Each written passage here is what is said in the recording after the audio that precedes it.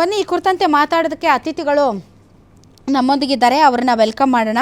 ನಮ್ಮೊಂದಿಗಿದ್ದಾರೆ JDSನ ವಕ್ತಾರರಾದಂತಹ ನಾಗೇಂದ್ರ ಬಾಬು ಸರ್ ತಮಗೆ ವಿಶೇಷ ಕಾರ್ಯಕ್ರಮಕ್ಕೆ ಸ್ವಾಗತ. ಅದೇ ರೀತಿ BJPಯ ಯದುಕುಮಾರ್ ಗೌಡ ಅವರು ನಮ್ಮೊಂದಿಗೆ ಜಾಯ್ನ್ ಆಗಿದ್ದಾರೆ. ಸರ್ ತಮಗೂ ಸ್ವಾಗತ. ಕಾಂಗ್ರೆಸ್ ಅವ್ರು ಯಾಕೆ ಬಂದಿಲ್ಲ, ಝೂಮ್ ಲೈವ್ ಬರ್ತಾರಂತೆ, ನೋಡೋಣ ಬಂದಾಗ ಮಾತಾಡೋಣ.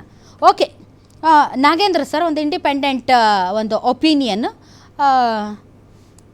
ಸರ್. ಆಳುವ ಸರ್ಕಾರಗಳನ್ನು ಟೀಕೆ ಮಾಡೋದು, ನೀತಿ ನಿಲುವುಗಳನ್ನು ಟೀಕೆ ಮಾಡೋದು, ನರೇಂದ್ರ ಮೋದಿ ಅವರನ್ನು ಟೀಕೆ ಮಾಡೋದು ಅಥವಾ ಇನ್ನೊಬ್ಬರನ್ನ ಯಾರನ್ನ ಟೀಕೆ ಮಾಡೋದು ಪ್ರಜಾಪ್ರಭುತ್ವ ವ್ಯವಸ್ಥೆಯಲ್ಲಿ ಟೀಕೆ ಮಾಡುವಂತಹ ಹಕ್ಕು ಅಧಿಕಾರ ಇದೆ. ಆದರೆ ಸೈನಿಕರ ಬಗ್ಗೆ, ಸೇನೆಯ ಕಾರ್ಯಾಚರಣೆಯ ಬಗ್ಗೆ ಏನೂ ಮಾಡಿಲ್ಲ ಅನ್ನುವಂತಹ ಮಾತುಗಳನ್ನು ಮಾತಾಡೋದು, ಇದೆಲ್ಲ ಇವರಿಗೆ ಏನು ದೇಶಭಕ್ತಿ ಇದೆ ಅಂತ ಅನಿಸುತ್ತೆ ಸರ್? ಮೇಡಮ್, ನಿನ್ನೆ ಒಂದು ಸೋಷಿಯಲ್ ಮೀಡಿಯಾದಲ್ಲಿ ಒಂದು ಕ್ಲಿಪ್ಪಿಂಗ್ ನೋಡ್ತಾ ಇದ್ದೆ. ಒಂದು ಟ್ರೈನಲ್ಲಿ ಒಬ್ಬ ಸೈನಿಕ ಅವ್ರ ಮನೆಯಿಂದ ಏನೊಂದು ಯುದ್ಧಕ್ಕೆ ಆದೇಶ ಬರುತ್ತೆ, ಆತ ಮನೆಗೆ ಬಂದಿರ್ತಾನೆ.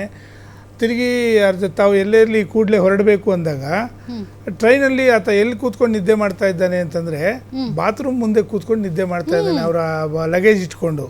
ರಿಸರ್ವೇಶನ್ ಮಾಡ್ಸಕ್ಕಾಗಲ್ಲ, ಇದ್ದಕ್ಕಿದ್ದಂತೆ ಕರೆ ಬಂದ್ಬಿಟ್ಟಿರುತ್ತೆ, ಪಾಪ ಏನ್ ಮಾಡಕ್ಕಾಗಲ್ಲ. ಈ ದೇಶದ ಒಬ್ಬ ನಿಷ್ಠಾವಂತ ಸೈನಿಕನ ಪರಿಸ್ಥಿತಿ ಹೇಗಿದೆ ಅಂತಕ್ಕಂಥದ್ದನ್ನ ಇವರಿಗೆ ಒಂದು ಕಿಂಚಿತ್ ಕೂಡ ಅರಿವಿಲ್ಲ.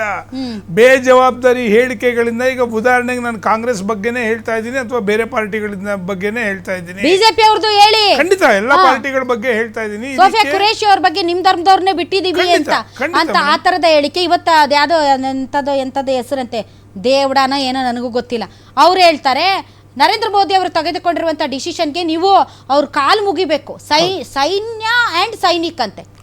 ಸೈನ್ಯ ಆ್ಯಂಡ್ ಸೈನಿಕ್. ಬನ್ನಿ ಸರ್, ಬಂದ್ಬಿಡಿ, ಬನ್ನಿ. ಒಂದು ಮಾತನ್ನ ಸ್ಪಷ್ಟವಾಗಿ ಹೇಳ್ತಾ ಇದ್ದೀನಿ ಮೇಡಮ್, ಯಾವುದೇ ಕಾರಣಕ್ಕೂ ಇವತ್ತು ಇವೆಲ್ಲ ಟೀಕೆ ಮಾಡ್ತಾ ಇರ್ತಕ್ಕಂಥ ಯಾವುದೇ ಪಕ್ಷದವರಾಗಿರಲಿ, ನನ್ನ ಒಂದು ತಮ್ಮ ಮಾಧ್ಯಮದ ಮುಖಾಂತರ ನಾನು ಕೇಳ್ಕೊಳ್ಳೋದಿಷ್ಟೇನೆ, ಯಾರು ಲಘುವಾಗಿ ಟೀಕೆ ಮಾಡ್ತಾ ಇದ್ದಾರೋ ಇವ್ರನ್ನೆಲ್ಲ ಕೂಡ ದಯವಿಟ್ಟು ಬಾರ್ಡ್ರ್ ಹತ್ರ ಕಳಿಸ್ಕೊಡಿ. ದಯವಿಟ್ಟು ತಮ್ಮ ಮಾಧ್ಯಮದ ಮೂಲಕ ಅವ್ರಿಗೆ ಹೇಳಿಕೆ ಕೊಡಿ. ದಯವಿಟ್ಟು ನೀವು ಕಣ್ಣು ಮುಂದೆ ನಿಮಗೇನಾದರೂ ಇದು ಬೂಟಾಟಿಕೆನಾ ಅಥವಾ ನಡೆದಿದೆಯಾ ಇಲ್ಲ ಸತ್ತಿದಾರಾ ಇಲ್ವಾ. ಮೊನ್ನೆ ಕೊತ್ತನೂರು ಮಂಜುನಾಥ್ ಅವರು ಹೇಳ್ತಾರೆ ಎಷ್ಟು ಜನ ಸತ್ತಿದ್ದಾರೆ ಅಂತಕ್ಕಂಥ ಮಾಹಿತಿನೇ ಇಲ್ಲ, ಅದೇನೋ 25 ಜನ ಅಂತ 26 ಜನ ಅಂತೇಳಿ. ಒಬ್ಬ ಶಾಸಕ, ಜನಸಾಮಾನ್ಯ ಇವತ್ತು ಬೀದಿಲಿ ಹೋಗ್ತಾ ಇರ್ತಕ್ಕಂಥ ಒಂದು ವ್ಯಕ್ತಿ ಯಾವ ರೀತಿ ಅಲ್ಲಿ ನಡೆದಿದೆ, ಏನು ಮಾಹಿತಿ ಕೊಟ್ಟಿದ್ದಾರೆ ಅಂತಕ್ಕಂಥದ್ದನ್ನು ಪ್ರತಿಯೊಂದು ದಿನ ಕೂಡ ಸೈನ್ಯದ ಅಧಿಕಾರಿಗಳು ಸ್ಪಷ್ಟವಾಗಿ ಒಂದು ಪ್ರೆಸ್ ಮೀಟ್ ಮಾಡಿ ಕೊಟ್ಟಿದ್ದಾರೆ. ಎಲ್ಲೆಲ್ಲಿ ಏನು ನಡೀತಾ ಇದೆ, ಇವತ್ತು ಏನು ಕಾರ್ಯಾಚರಣೆ ನಡೀತಾ ಇದೆ, ಯಾವ ಭಾಗದಲ್ಲಿ ನಡೀತಾ ಇದೆ, ಎಷ್ಟು ಬಾಂಬ್ಗಳನ್ನು ಹಾಕಿದ್ದೀವಿ, ಯಾವ ಒಂದು ಪಾಯಿಂಟ್ಗಳನ್ನು ನಾವು ಟಾರ್ಗೆಟ್ ಮಾಡಿದ್ದೀವಿ, ಎಲ್ಲೆಲ್ಲಿ ನಾವು ಅದನ್ನು ರೀಚ್ ಆಗಿದ್ದೀವಿ ಅಂತಕ್ಕಂಥ ಎಲ್ಲ ಮಾಹಿತಿಗಳನ್ನು ಕೊಟ್ಟಿದ್ದಾರೆ.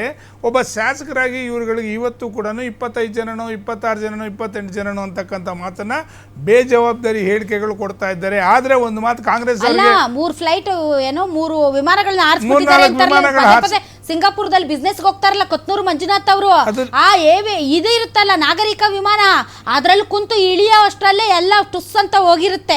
ಯಾವಾಗ ಇಳಿತೀವ ಸೇಫ್ ಆಗಿ ಅಂತ. ಅಂತದ್ರಲ್ಲಿ ತಡ್ರಿ, ಒಂದು ಯುದ್ಧ ವಿಮಾನ ಓಡಿಸೋದು ಅಂತಂದ್ರೆ ಹುಡುಗಾಟ ಅಂತ ಅನ್ಕೊಂಡಿದ್ದಾರೆ ಇವರು. ಕೂರ್ಸ್ಬೇಕು ಅವ್ರನ್ನ ಹಿಂದಗಡೆ ಹೆಂಗಿರುತ್ತೆ ಅಂತ.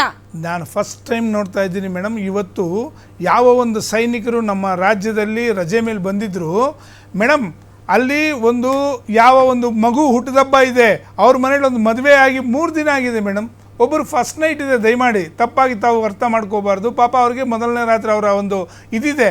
ಅಂಥ ಸಂದರ್ಭದಲ್ಲೂ ಕೂಡ ಅವರು ಯುದ್ಧಕ್ಕೆ ಹೊರಡ್ತಾ ಇದ್ದಾರೆ. ಈ ದೇಶವನ್ನು ನಾವು ಇವತ್ತೇನಾದರೂ ಯಾರೋ ಒಬ್ರು ಹೇಳಿಕೆ ಕೊಡ್ತಾರೆ, ಕಾಂಗ್ರೆಸ್ ಮುಖಂಡರು ಏನಂತ ಹೇಳ್ತಾರೆ, ಅಲ್ಲಿ ಯುದ್ಧ ಮಾಡ್ತಾ ಇದ್ರೆ IPL ಅವಶ್ಯಕತೆ ಇದೆಯಾ ಅಂತೇಳಿ. ಇವತ್ತು ಯಾವ IPL ಅನ್ನು ನಿರ್ಭಯವಾಗಿ ನಾವು ಕೂತ್ಕೊಂಡು ನೋಡ್ತಾ ಇದ್ದೀವಿ ಅಂತಂದರೆ ಅಲ್ಲಿರ್ತಕ್ಕಂಥ ಯಾವ ಒಂದು ಯೋಧರು ನಮ್ಮನ್ನು ಕಾಯ್ತಾ ಇರ್ತಕ್ಕಂಥ ಒಂದೇ ಒಂದು ಕೆಲಸ ಮಾಡಿರೋದ್ರಿಂದ ಇವತ್ತು ನಿರ್ಭಯವಾಗಿ ನಾವು IPL ನೋಡ್ತಾ ಇದ್ದೀವಿ, ಇಲ್ಲಿ ಕೂತ್ಕೊಂಡು ಡಿಬೇಟು ಮಾಡ್ತಾ ಇದ್ದೀವಿ. ನಿಮ್ಮಂಥವರು ದೇಶಕ್ಕೆ ಒಂದು ಏನು ನಡೀತಾ ಇದೆ ಅಂತಕ್ಕಂಥ ಕಣ್ಣು ಮುಂದೆ ತೋರಿಸ್ತಾ ಇದ್ದಾರೆ. ಇದೇ ಕೊತ್ತನೂರು ಮಂಜುನಾಥ್ ಅವರು ಹೇಳ್ತಾರೆ, ಎಲ್ಲ ಜೋಕ್ ಆಗ್ಬಿಟ್ಟಿದೆ ಸರ್. ಒಬ್ಬ ಮಿನಿಸ್ಟರ್ ಹೇಳ್ತಾರೆ, ನಾನು ಸುಸೈಡರ್ ಬಾಂಬ್ ಹಾಕ್ಬಿಡ್ತೀನಿ, ಕಟ್ಕೊಂಡು ಜಿಗದ್ ಬಿಡ್ತೀನಿ ಮೇಲಿಂದ ಕೆಳಕ್ಕೆ ಅಂತ ಒಬ್ರಂತಾರೆ. ಇನ್ನೊಬ್ರಂತಾರೆ ಏನ್ ಮಾಡಿದ್ರು, 2 ವಿಮಾನ ಆರಿಸ್ಬಿಟ್ರು, ಇವರೇ ಬಿಟ್ಟಿರ್ಬೋದು, ಇವರೇ ಕಳ್ಸಿರ್ಬೋದು. ಇವರೆಲ್ಲ ನಮ್ಮ ಎಲ್ಲ ಇವ್ರನ್ನ ಆಯ್ಕೆ ಮಾಡಿದಾರಲ್ಲ ಕೋಲಾರದ ಜನ, ಇವರು ಆಯ್ತಪ್ಪ ಇವಾಗ ಕೊತ್ನೂರು ಮಂಜುನಾಥ್ ಅವರೇ, ನಾನು ನಿನ್ನೆ ಇರಲಿಲ್ಲ, ನೀವು ಕೆಲಸದ ನಿಮಿತ್ತ ಎಲ್ಲಾದರೂ ಹೋಗಿರ್ತೀರಪ್ಪ, ನೀವು ಬರೋದು ಲೇಟ್ ಆಗುತ್ತೆ, ನಿಮ್ಮ ಹೆಂಡತಿ ಮಕ್ಕಳು ವಿಲವಿಲ ಅಂತ ಒದ್ದಾಡ್ತಾರೆ, ತಿಂಗಳಗಟ್ಟಲೆ ವರ್ಷಗಟ್ಟಲೆ ಬಾರ್ಡ್ರಲ್ಲಿ ಕೂತಿರ್ತಾರಲ್ಲ, ಅವ್ರ ಹೆಂಡತಿ ಮಕ್ಕಳು ಹೆಂಗೆ ವಿಲವಿಲ ಅಂತ ಒದ್ದಾಡ್ತಾರೆ ಅಂತ ಗೊತ್ತಾ ನಿಮಗೆ? ಕದನ ಆಗಲೇಬೇಕಾಗಿತ್ತು, ಯುದ್ಧ ಆಗಲೇಬೇಕಾಗಿತ್ತು. ಯುದ್ಧಗಳಲ್ಲಿ ಸಾವು ನೋವುಗಳು ಎಷ್ಟು ಸಂಭವಿಸ್ತವೆ ಅನ್ನೋದ್ರ ಅರಿವು ನಿಮ್ಗಿದೆಯಾ? ಅವ್ರು ಇನ್ನೊಂದು ಮಾತು ಹೇಳ್ತಾರೆ, ಅರಿವಿದೇನ್ರಿ ನಿಮ್ಗೆ? ಗಂಡನ ಕಳ್ಕೊಂಡಂತ ಹೆಂಡತಿಯರ ಗೋಳು ಗೊತ್ತೇನ್ರಿ ನಿಮ್ಗೆ? ಮಾಧ್ಯಮಗಳು ತಾವು ಒಂದೊಂದೊಂದೊಂದು ತೋರಿಸ್ತಿರಂತೆ, ಒಂದೊಂದು ಮಾಧ್ಯಮ ಒಂದೊಂದು ತೋರಿಸ್ತಾರೆ ಅಂತಕ್ಕಂಥ ಸ್ಟೇಟ್ಮೆಂಟ್ ಒಂದೊಂದು ಮಾಧ್ಯಮ ಒಂದೊಂದು ತೋರಿಸಬಹುದು, ಎಲ್ಲರ ವಿಚಾರಗಳು ಒಂದೇ, ಅಭಿಪ್ರಾಯಗಳು ಒಂದೇ ಆಗಿರೋದಿಲ್ಲ. ಒಂದೇ ಸುದ್ದಿನ ಎಲ್ಲರೂ ತೋರಿಸ್ಬೇಕು ಅಂತಾನೂ ಏನೂ ಇಲ್ಲ. ಇವ್ರಿಗೆ ಯಾವ್ದು ಇಷ್ಟ ಆಗುತ್ತೋ, ಯಾವ್ದು ಇವ್ರಿಗೆ ಸರಿ ಅನ್ಸುತ್ತೋ ಆ ಚಾನಲ್ ನೋಡ್ಲಿ. ಕಷ್ಟ ಆದ್ರೆ ರಿಮೋಟ್ ಇರುತ್ತೆ, ಆಫ್ ಮಾಡ್ಕೊಂಡು ಹೋಗಿ. ಅಲ್ಲಿ ಪ್ರತಾಪ್ ಸಿಂಹ ಅವ್ರು ಹೇಳಿದ್ರಲ್ಲ, ಸ್ಕ್ವೇರ್ ಫೀಟ್ ಗೆ ಎಷ್ಟು ಅಂತ ಲೆಕ್ಕ ಮಾಡಕ್ ಹೋಗಿ. ಅದೇ ಸರಿ, ನಿಮ್ಗೆ ಪಾಲಿಟಿಕ್ಸ್ ಸರಿ ಇಲ್ಲ. ಪದೇ ಇಂಟೆಲಿಜೆನ್ಸ್ ಫೇಲ್ಯೂರ್ ಆಗಿದೆ ಅಂತಕ್ಕಂಥ ಮಾತನ್ನು ಗಂಭೀರವಾಗಿ ಹೇಳ್ತಕ್ಕಂಥವ್ರು ಇವರಿಗೆ ನಾನು ಇವತ್ತು ಒಂದು ಪ್ರಶ್ನೆ ಕೇಳ್ತಾ ಇದ್ದೀನಿ, ಯಾರು ಬಂದು ಉತ್ತರ ಕೊಡ್ತಾರೋ ಹೇಳಿ. ಇದೇ ರಾಜೀವ್ ಗಾಂಧಿ ಅವರನ್ನ ಅಲ್ಲಾದ್ರೆ ಬಾರ್ಡರ್ ದಾಟಿದ್ರು, ಹೆಂಗ್ ಬಂದ್ಬಿಟ್ರು ಬಾರ್ಡರ್ ಒಳಗಡೆ ಇದೆ ಅಂತ ಹೇಳ್ತಾರೆ. ತಪ್ಪೇನೇ ಇಲ್ಲ, ಕೇಳ್ಬೇಕಂತ ಪ್ರಶ್ನೆಗಳಿಂದ ಕೇಳ್ದೇ ಇದ್ರೆ, ನಾನು ಅದಕ್ಕೆ ನಿಮ್ ಪ್ರಕಾರ ಕೇಳ್ದೇ ಇದ್ರೆ ಹೌದು ನಿಮ್ಗನ್ಸೋದಿಲ್ಲ ಗುಪ್ತಚರ ಇಲಾಖೆ ಈ ವಿಚಾರದಲ್ಲಿ ಫೇಲಿಯರ್ ಆಗಿದೆ ಅಂತ ಅನ್ಸೋದಿಲ್ವೇ? ಎಲ್ಲಾ ಕಾಲದಲ್ಲೂ ಆಗಿದೆ, ಈಗೂ ಆಗಿದೆ. ಅದಕ್ಕೆ ಹಲವಾರು ಕಾರಣಗಳು ಇದೆ. ಹಂಗಂತ ಪ್ರಶ್ನೆಗಳನ್ನ ಮಿಕ್ಸ್ ಮಾಡೋದು ಬೇಡ ನಾಗೇಂದ್ರ ಬಾಬು. ಒಂದು ಮಾತು ನಾನೇನು ಹೇಳ್ತಿದ್ದೀನಿ ಅಂತಂದ್ರೆ, ಯಾವುದೇ ವ್ಯಕ್ತಿ ಕೂಡ ಒಳಕ್ಕೆ ನುಸುಳಬೇಕು ಅಂತಂದ್ರೆ ಅವನದೇ ಆದಂತ ವರ್ಕ್ ಮಾಡಿರ್ತಾನೆ. ಹಗಲು ರಾತ್ರಿ ಯೋಧರು ಕಾಯ್ತಾ ಇದ್ರು ಕೂಡ ಯೋಧರಿಗೆ ಯಾರಿಗೂ ಇನ್ಫಾರ್ಮೇಶನ್ ಮಾಡಿ ನಾನು ಬರ್ತಾ ಇದ್ದೀನಿ ಅಂತ ಯಾರು ಹೇಳೋದಿಲ್ಲ. ಅವರು ಕೂಡ ಅವ್ರದೇ ಅಂತ ಸಿದ್ಧತೆಯಲ್ಲಿ ಬಂದಿರ್ತಾರೆ. ಅಟ್ಲೀಸ್ಟ್ ಒಂದು ಯೋಧ ಒಂದು ಊಟ ಮಾಡೋದು ಬೇಡವಾ? ಹಾಗಾದ್ರೆ ಅಂತ ಸಂದರ್ಭದಲ್ಲೂ ಕೂಡ ನುಸುಳಿರ್ಬೋದು. ಆದ್ರೆ ಊಟ ಮಾಡ್ಬೇಕಾದ್ರೆ ನುಸುಳಿದಾರೆ, ಅದೆಲ್ಲ ವಾದ ಅಲ್ಲ. ವಾದ ಇಲ್ಲ ಮೇಡಮ್, ನಾನೇನ್ ಹೇಳ್ತಾ ಇದ್ದೀನಿ, ಇಲ್ಲ ಅಟ್ಲೀಸ್ಟ್ ಅವ್ರು ಆ ಸಂದರ್ಭ ಕೂಡ ಬೇಕಿಲ್ವಾ? ಆದರೆ ನಾನೊಂದು ಮಾತನ್ನು ಸ್ಪಷ್ಟವಾಗಿ ಹೇಳ್ತಾ ಇದ್ದೀನಿ, ಹಗಲು ರಾತ್ರಿ ಯಾವ ಒಂದು ಸೈನ್ಯ ನಮ್ಮ ದೇಶವನ್ನು ಕಾಯ್ತಾ ಇದೆ ಅವ್ರ ಬಗ್ಗೆ ಹಗುರವಾಗಿ ಯಾರು ಮಾತಾಡ್ತಾರೋ ದಯಮಾಡಿ ಅವ್ರಿಗೆ ಹೇಳಿ. ಇವತ್ತೇ ಬಾರ್ಡರ್ಗಳ ಹತ್ರ ಹೋಗಿ ಯಾರ್ಯಾರು ಹೇಳಿ ಸ್ಟೇಟ್ಮೆಂಟ್ ಕೊಡ್ತಾರೋ ಬಾರ್ಡರ್ ಹೋಗಿ ಕೂತ್ಕೊಂಡು 24 ಗಂಟೆ ಕಾದ್ಬಿಟ್ಟು ಬರಕ್ ಹೇಳಿ. ಅಲ್ಲಿ